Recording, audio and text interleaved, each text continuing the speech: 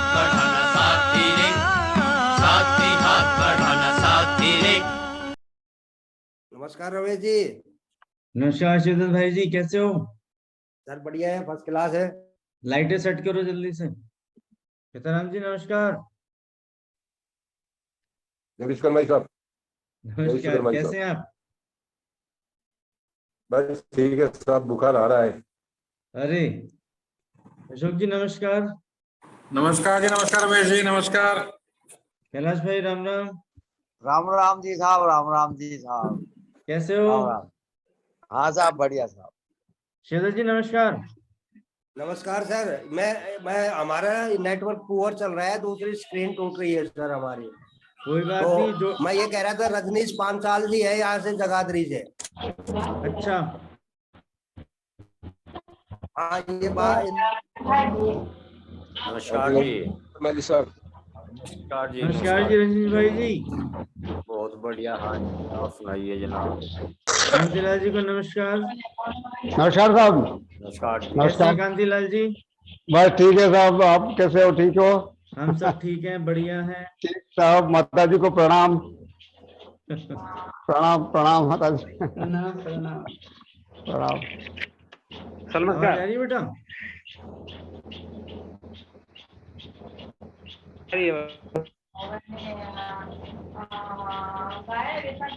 नमस्कार। नमस्कार नमस्कार। जय भारत, जय विश्वकर्मा। जय श्री विश्वकर्मा। तो कैलाश जी उधर एक मीटिंग करना चाह रहे थे अलवर में। आप बिल्कुल करो साहब। पीछे जैसे बात हुई थी। हाँ, वो कोरोना और वो सब में वो सब हो नहीं पाया। आप जब मर्जी रख लो जी। आप हम तो आपके संदेश का इंतजार कर रहे हैं। साहब, आप आदेश करोगे तभी कर देंगे साहब। नहीं, आपकी सहूलियत भी है ना उसमें भी। हाँ जी साहब, तो साहब फ्री फ्री हैं जी। नहीं वो ठीक है, फ्री है तो आयोजित तो थोड़ा सा करना पड़ेगा वहां पे, सबको कम्युनिकेट करना है, एक दिन भी डिसाइड करना है, कोई खास लोग बाग व्यस्त ना हो, वहां पे आ सकें इस हिसाब से। हाँ, हमारे यहाँ क्या है कि ये जैसे पूर्णिमा है या अमावस है, उस हाँ दिन हाँ। सभी लोग छुट्टी रखते हैं। तो अब जो भी आएगी मैं बात करके, मीटिंग करके और आपको इतला कर दूंगा जी, कार्यकारिणी वालों से, सबसे। हाँ हाँ ठीक है। तो कल सब लोग मिलेंगे तो मैं, हो सकता है कल चर्चा कर लूं उन लोगों से। हाँ ठीक है। अभी हमने एक अभियान शुरू किया था, जो पढ़ाई में अच्छे बच्चे जिनके 70% से ऊपर अंक आए थे, उनके नाम हमने कॉल किए थे। तो पिछले 2 महीने के अंदर करीब 146 बच्चों ने रिस्पॉन्ड किया उसके अंदर। ये ज्यादातर बच्चे राजस्थान और हरियाणा से थे, मगर इसमें रिस्पॉन्स हमें कर्नाटक से भी आया है, महाराष्ट्र से भी आया है, गुजरात से भी हैं बच्चे, उत्तर प्रदेश से भी हैं, बाकी स्टेट से भी हैं।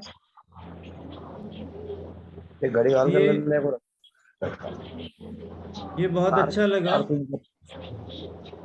तो काफी बच्चों ने बढ़ चढ़ के इसमें हिस्सा लिया। बच्चों की काफी इसमें जागरूकता रही। तो इस प्रकार से आगे आगे से भी हमें थोड़ा ध्यान रखने की जरूरत है।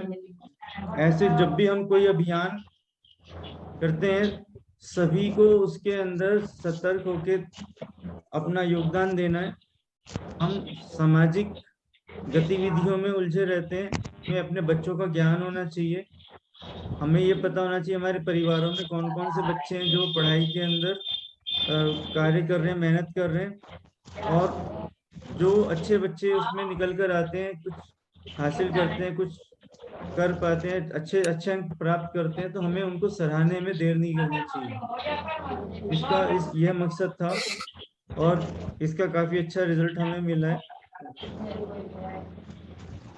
प्रोत्साहित करने की आवश्यकता है। तो सभी से ये निवेदन है कि वहाँ पे जो भी आपके स्थानीय कार्यालयों में स्थानीय इकाइयों द्वारा कोई भी कार्यक्रम आयोजित होता है, उसमें ऐसे बच्चों को बुला के उनको जरूर प्रोत्साहित करें, सराहना करें, उनको शाबाशी दें।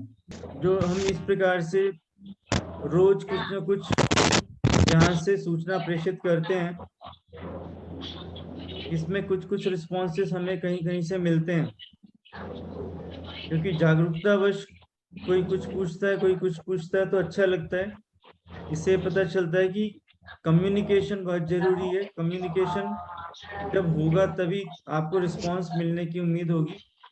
अगर आपकी तरफ से कोई पहल नहीं है तो अगले का रिस्पॉन्स आना कोई जरूरी नहीं है, वो आ भी सकता नहीं भी आ सकता, दोनों बातें होती हैं। मगर आप हाथ बढ़ाएंगे तो अगला हाथ जरूर बढ़ाएगा, ऐसा देखने में आता है। तो ये पहल हमें करने की इसमें आवश्यकता है। तो कम्युनिकेशन चैनल्स हमें स्ट्रॉन्ग करने की जरूरत है।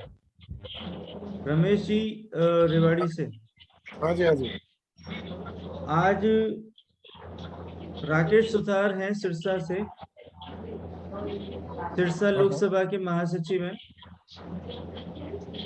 उनसे बात हुई थी, तो चीजों को एक्टिव करो, कोरोना काल खत्म हो चुका है और चीजों को पुनर्जागृत किया जा सकता है। तो रवि सुतार से बात करके वो अपनी कार्यकारिणी को पूरी करने के लिए कार्य करें, ऐसा उनसे मेरी वार्ता हुई है आज। और जो हमारे भाई लोग ऑलरेडी जुड़े हुए हैं उस लोकसभा के क्षेत्र के अंदर, उन सबके नाम मैंने उनको प्रेषित कर दिए हैं। तो उनसे आप फॉलो अप लेके उनको कंटिन्यूटी में लेके रखो। ठीक है, ठीक है, ठीक है। सभी की जानकारी के लिए ये बताना चाहूंगा कि जैसे ऑनलाइन पेमेंट सिस्टम होता है,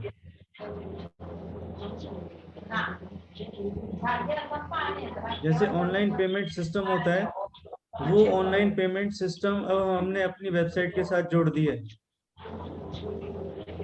तो वेबसाइट के वेलकम मेन्यू के अंदर जहाँ पे बैंक की डिटेल्स दी होती थी, वहीं पर हमने एक लिंक और ऐड कर दिया है जो डोनेट और पे हेयर के नाम से है। उसके माध्यम से आप डायरेक्ट पेमेंट अब कर सकते हैं और जो भी पेमेंट आपके द्वारा की जाएगी वो डायरेक्ट संस्था के अकाउंट में आएगी और साथ ही साथ उसकी एक इनवॉइस या उसका एक रसीद भी आपको आपके ईमेल बॉक्स में कम्युनिकेट हो जाएगा। तो इस प्रकार से ये नई डेवलपमेंट हमने अभी की है वेबसाइट के अंदर। तो इसमें आप डायरेक्टली अब पे कहाँ करना है, कैसे करना है, इन चीज़ों से आप बेफिक्र होके पेमेंट कर सकते हैं। जैसे पेटीएम वगैरह यूज करके आप पे करते हैं किसी भी चीज का, उसी प्रकार से आप जो भी संस्था में यहाँ पे अपने जो भी सदस्यता शुल्क है या आपकी प्राथमिक सदस्यता है, पारिवारिक सदस्यता है, जो 10 रुपए प्रति सदस्य हम जिसकी बात करते हैं, वो पेमेंट्स आप उसके माध्यम से कर सकते हैं। ये चीजें नई डेवलप हुई हैं अभी पिछले हफ्ते 10 दिन के अंदर, तो ये मैं आपसे शेयर करना चाह रहा था। अब अपन आते हैं अपनी आज के विषय के ऊपर, जो कि है कार्यकारिणियों का गठन किस प्रकार से हो। तो इसमें सबसे पहले तो व्यवस्था थोड़ी सी बताना चाहूंगा कि हर प्रदेश को हमने संभागों में विभाजित किया हुआ है। एक संभाग में किसी में 4 जिले हैं, किसी में 7 जिले हैं, किसी में 2 जिले भी हैं, किसी में, इस प्रकार से प्रदेश अपने आप में एक बहुत बड़ी इकाई होती है। तो उसके हमने सब डिविजन्स करके उनको हमने संभाग में डिवाइड किया। हर संभाग के अंदर हमारे जिले आते हैं और हर जिले के अंदर जितनी भी विधानसभा एरिया लगती हैं, उन विधानसभा एरिया में एक शाखा का प्रावधान है।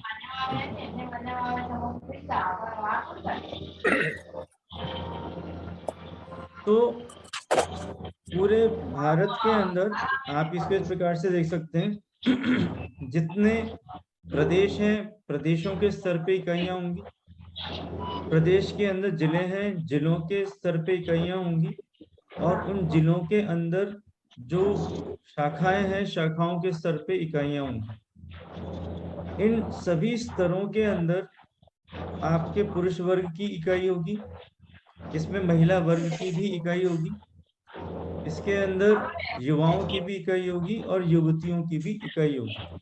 तो मतलब हर एक के लिए प्रोविजन बना के रखा हुआ है कि तब यथासंभव इकाइयों में जुड़कर अपना अपना योगदान दे सकते हैं। हम सबको मिलके काम करना है और मिलके काम करने के साथ साथ हमें अपनी इंडिपेंडेंस भी मेंटेन करनी है। तो दोनों चीजों का ख्याल रखते हुए ये प्रोविजन इसके अंदर बनाया गया है।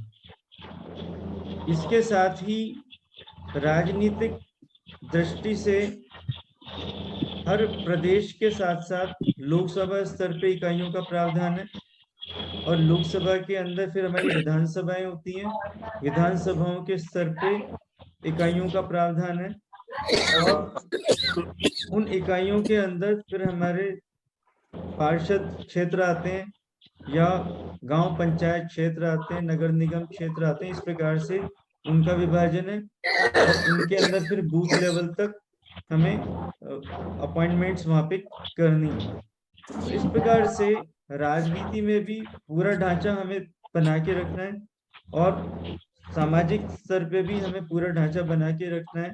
हम सबको मिलके एक महाअभियान के तहत पूरे विश्वकर्मा समाज के वंशजों को एक साथ काम करने का मौका प्रदान करना है, ताकि हम सब मिलके काम करें और मिलके काम करने के साथ साथ आपस में एक सामंजस्य बने और हम एक बहुत बड़ी शक्ति बन के उभरें इस प्रोसेस के अंदर। अब जो स्थानीय इकाइयां, अब यहाँ पे ये जरूरी है कि आप कुछ भी काम करना चाहते हैं या सोचते हैं तो करना तो समाज की इकाइयों के माध्यम से ही है। तो हमें अपनी इन इकाइयों को संगठित करने की बहुत जरूरत है। ये इकाइयां जितनी बड़ी होंगी, पूरी होंगी, उतना किसी भी सामाजिक कार्य को रूप देना, रिजल्ट करना बहुत आसान होगा। और इसलिए इस इकाई के अंदर जो प्रावधान रखे गए हैं वो इकाई का एक अध्यक्ष होगा। अध्यक्ष अपनी सहायता के लिए, हर इकाई का एक अध्यक्ष होगा। वो अध्यक्ष अपने इमीडिएट सपोर्ट के लिए वरिष्ठ उपाध्यक्षों की नियुक्ति कर सकेगा। साथ ही साथ उसमें उपाध्यक्षों का भी प्रावधान है। अध्यक्ष की पूरी जिम्मेवारी तो पूरी इकाई की होती है, मगर उस इकाई में जो भी विभाजन आप अपनी सहूलियत से करते हैं उनका जिम्मेवारी आप अपने वरिष्ठ उपाध्यक्ष को या उपाध्यक्ष को दे सकते हैं। इसमें कई बार ऐसी रिक्वायरमेंट भी है कि जी शिक्षा के क्षेत्र में हम किसी की ड्यूटी लगाना चाहते हैं या हम चिकित्सा के क्षेत्र में किसी की ड्यूटी लगाना चाहते हैं, तो जो उपाध्यक्ष के पद हैं उनको आप ये वाली ड्यूटी दे सकते हैं।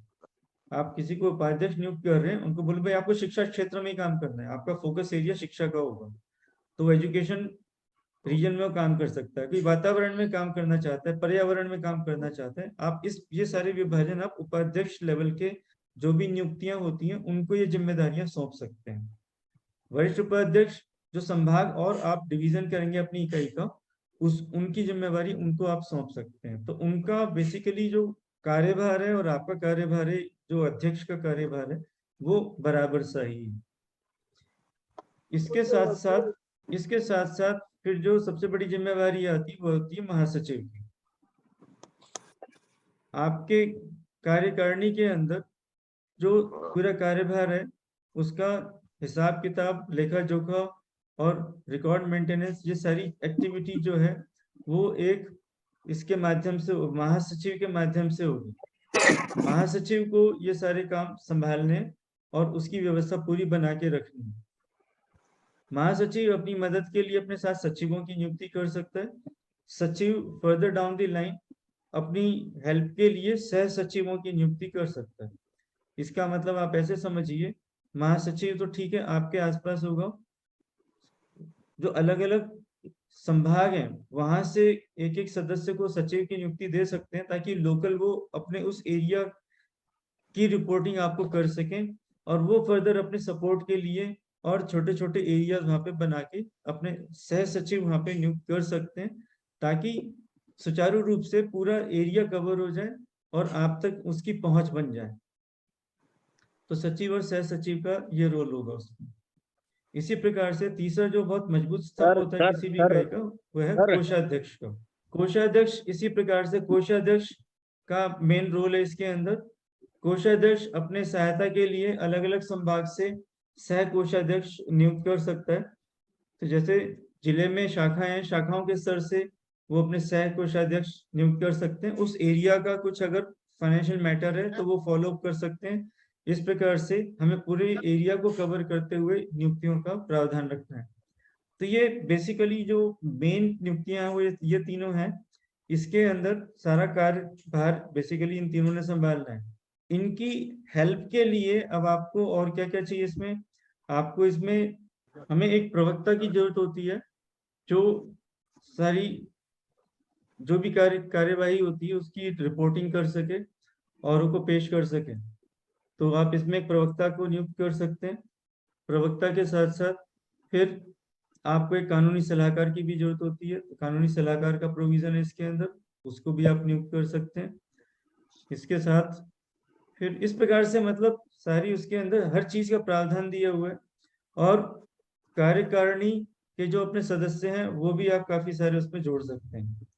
तो हर चीज का प्रावधान है। आप जैसे आपकी जरूरत है उसके हिसाब से आप उस तरह के व्यक्तित्व को आप उसमें जोड़िए और उनका योगदान दीजिए। एक्चुअली एक जना सब कुछ नहीं कर सकता, हम सबको मिलकर एक इकाई का गठन करना है ताकि हम हर कार्य को उसमें कर सकें। इसी प्रकार से जो टेक्निकल कुछ काम आते हैं बीच में, आप एक टेक्निकल पर्सन को उसमें अपनी इकाई में रखिए, उसको आईटी सेल वाली जिम्मेवारी सारी आप उसको दीजिए। आपको जो भी सपोर्ट चाहिए वो सपोर्ट उससे ले सकते हैं कि भैया इसकी रिपोर्ट निकाल दो, इसके बारे में देख के बता दो, ये वाला काम ऐसे कर दो, इसकी पेमेंट आप एग्जीक्यूट कर दो, इसका प्रिंट आउट वहां से निकाल दो। ये इस तरह की सपोर्ट्स आप सारी उस आईटी सेल वाले पर्सन से ले सकते हैं, क्योंकि टेक्निकल या कंप्यूटर सेवी होने के नाते वो ये सब काम आसानी से करके दे सकता है। तो इकाई अगर मजबूत होगी हमारी, अगर हमारी इकाइयां मजबूत होंगी तो सारे कार्य आसानी से संभव हो पाएंगे। इसलिए सारा का सारा फोकस इकाई पर है। अब इकाइयां मजबूत कैसे होंगी, उसके लिए भी सिस्टम बनाया गया है कि जो भी इकाई है, इकाई का अध्यक्ष जो भी है, उसकी जिम्मेदारी है कि एक नियमित रूप से जो भी सदस्य हमारे साथ जुड़े हैं उनके साथ मिलके वो मीटिंग्स का आयोजन करें। हर महीने मीटिंग होना आवश्यक है, क्योंकि मीटिंग के माध्यम से ही हम आपसी बातों को शेयर कर सकते हैं। प्लस जो स्थानीय इकाइयों की मीटिंग है उसके अंदर इस बात पे गौर किया जा सकता है कौन कौन से पद खाली हैं और किस प्रकार से वो भरे जा सकते हैं। और जो भी डिसीजन हो वो सब मिलके डिसीजन लें तो ज्यादा मजबूत डिसीजन होंगे और वो डिसीजन दूर तक भी जा सकेंगे।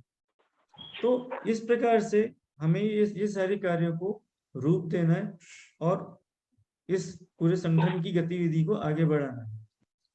हर सदस्य की कुछ जिम्मेवारियां फिक्स की हुई हैं और वो जो जिम्मेवारियां फिक्स हैं उसके तहत आपको अपनी एक्टिविटी को एग्जीक्यूट करने की जरूरत है उसके अंदर।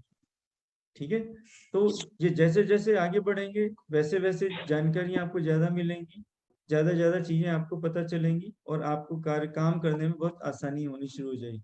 तो मूल मंत्र वही है, स्थानीय इकाइयां मजबूत हों और उनकी मजबूती एक नियमित रूप से मीटिंग करके ही संभव हो सकेगी। अगर नियमित रूप से मीटिंग्स नहीं हो पा रही हैं तो फिर जो जुड़े हैं उनका इंटरेस्ट भी कम होता है, धीरे धीरे फेड आउट होता है। हमें उससे भी बचना है, तो हमें सबको इकट्ठा करना है, संगठित करने की कोशिश करना है, इस तरफ सारा फोकस रखना है। ठीक है, ये सब बातें मैं बताना चाह रहा था।